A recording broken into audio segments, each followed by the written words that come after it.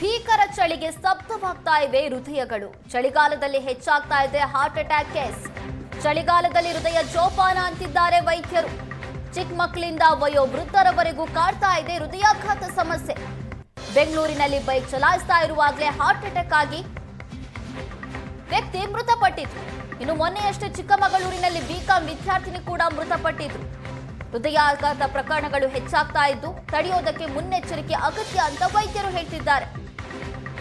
ಮುನ್ನೆಚ್ಚರಿಕೆ ಬಗ್ಗೆ ಜಯದೇವ ನಿರ್ದೇಶಕರು ಮಾತಾಡಿದ್ದಾರೆ.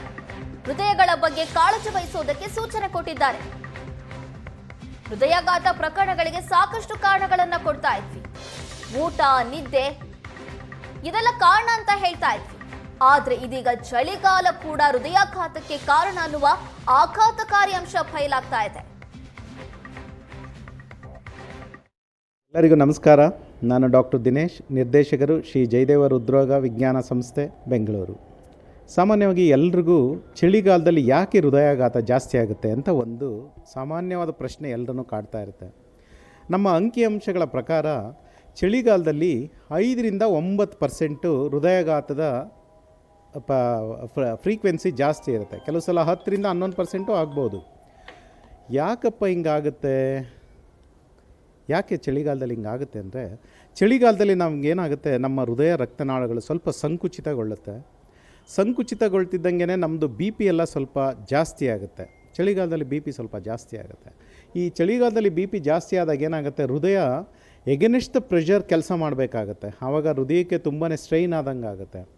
ಇದು ಒಂದು ಕಾರಣ. ಇನ್ನೊಂದು ಕಾರಣ, ಚಳಿಗಾಲದಲ್ಲಿ ಸ್ವಲ್ಪ ಈ ರಕ್ತ ಎಪ್ಪುಗಟ್ಟುವಿಕೆ, ಇದು ನಾವೇನೇ ಬ್ಲಡ್ ಥಿನ್ನರ್ ಕೊಟ್ಟಿದ್ರೂ ಕೂಡ ಸ್ವಲ್ಪ ಪ್ರಮಾಣದಲ್ಲಿ ರಕ್ತ ಸಂಕುಚಿತ ಆಗೋದ್ರಿಂದ ಅದರದ್ದು ಕೂಡ ಕೆಲಸ ಇರುತ್ತೆ. ಮೂರನೇ ಕಾರಣ ಏನು ಅಂದರೆ, ಚಳಿಗಾಲದಲ್ಲಿ ಸಾಮಾನ್ಯವಾಗಿ ಯಾರೂ ಹೊರಗಡೆ ಹೋಗೋದಿಲ್ಲ, ಮನೆಯಲ್ಲೇ ಕುಳಿತಿರ್ತಾರೆ.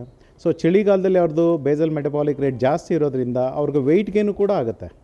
ಆಮೇಲೆ ಸ್ವಲ್ಪ ಊಟ ತಿಂಡಿದು ಕೂಡ ಜಾಸ್ತಿ ಸೇವನೆ ಮಾಡ್ತಾರೆ ಆ ಟೈಮಲ್ಲಿ.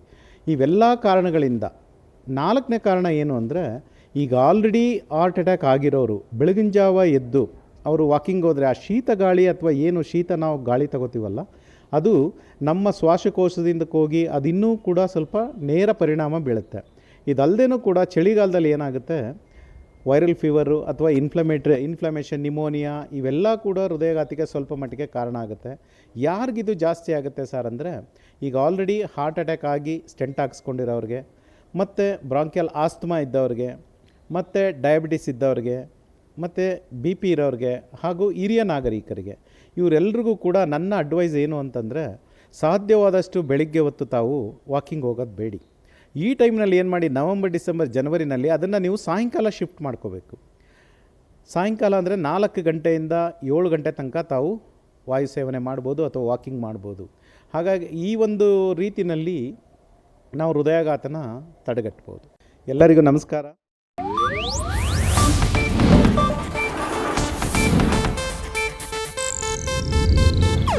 ಇದು ಏಷ್ಯಾನೆಟ್ ನ್ಯೂಸ್ ನೆಟ್ವರ್ಕ್ ಪ್ರಸ್ತುತಿ.